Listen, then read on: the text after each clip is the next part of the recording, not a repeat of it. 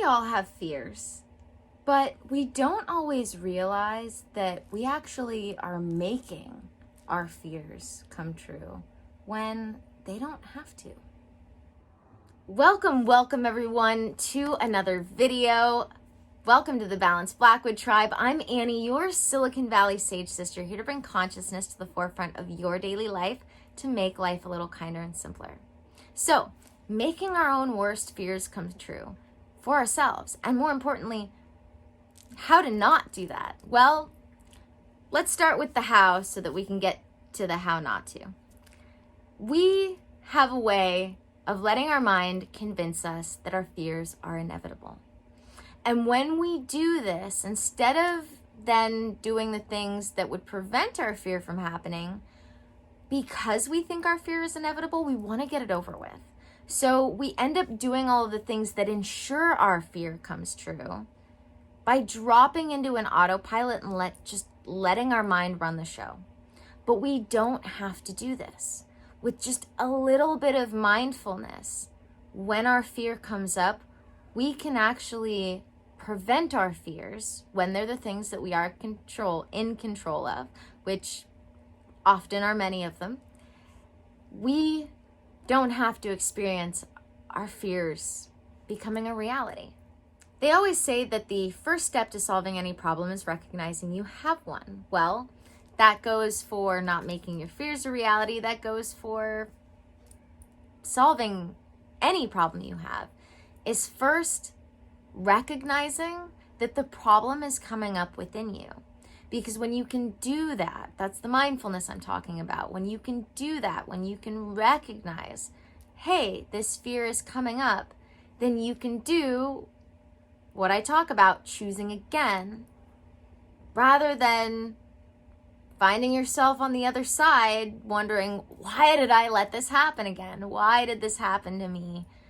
And all the other whys that we experience that we don't have to. So let me break this down step by step for you. First, you have to recognize that you're experiencing a fear or an emotion or whatever it may be. Because if you can't stop in that first moment and recognize that it's coming up, you will just run on autopilot from there on out. You shut down, you let the rest of your unconscious, subconscious mind take over. And this is a job, if you want things to go your way, for the conscious mind. So you have to catch yourself in the moment when you feel that fear come up and stop yourself. Recognize that the fear is there, but tell yourself it is not inevitable. And remind yourself that your actions from here on out, now that you've felt this fear come up, is going to determine whether or not the fear comes true. If you can do this, the likelihood of it not coming true, I won't give it a percentage, but it's highly, highly likely. The only reason from here on out, once you can recognize the fears coming up, that it would happen is if you end up letting yourself fall into that autopilot, or it ends up being that whatever it is you're afraid of is actually out of your control. So once you've recognized that this fear has come up, from that point forward, ask yourself, what would it take for this fear to come true? And what would it take for this fear not to happen? And then do the things that won't make the fear happen.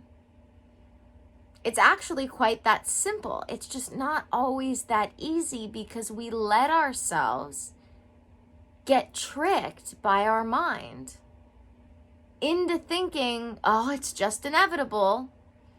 You have to stop yourself there. Anytime you get that knock at the door from fear and say, this isn't inevitable, and it is my actions that will ensure that it doesn't happen. And continue to do the things that you know will keep it from happening. I'll give you an example of this.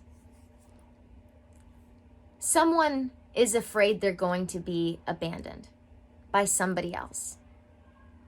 But rather than doing all of the things that they know will keep this person around, they do all the things that pushes them away. Instead, if you were to just do the things that kept them around, the person would never leave you. Because it was your actions the whole time that was pushing them away that made them leave. We do this with all sorts of other fears. And we can, with just a little bit of mindfulness in each moment, choose correctly. And the fear doesn't have to come true. We don't have to rush headlong into making it inevitable. We can prevent it from happening because it was in our control to begin with. We just didn't realize it. That is why the practice of mindfulness and spirituality is so important, because there are so many things we do that we don't realize are completely in our control, and that it's our actions that are making them happen. And it can be scary at times to try to look inwards because we know that we're doing things wrong. But what if you just took that moment to be mindful, took that moment to look in, knowing that it would actually allow you the things that allowed the outcome that you wanted, rather than having your fears come true. So to wrap this up, as I said, the first step to solving any problem is recognizing that you have one. You have to be willing to consciously face your fears, consciously and mindfully feel them as they come up. But how much easier is that to do when you know that everything you do from that point forward is the difference between having your worst fears come true or not? What would you be willing to do differently if you knew that they wouldn't come true? Thank you guys for joining me for another video. I have some exciting updates for you in the next one, so stay tuned for that. And as always, may the energies you serve you well, and let's keep making our way through.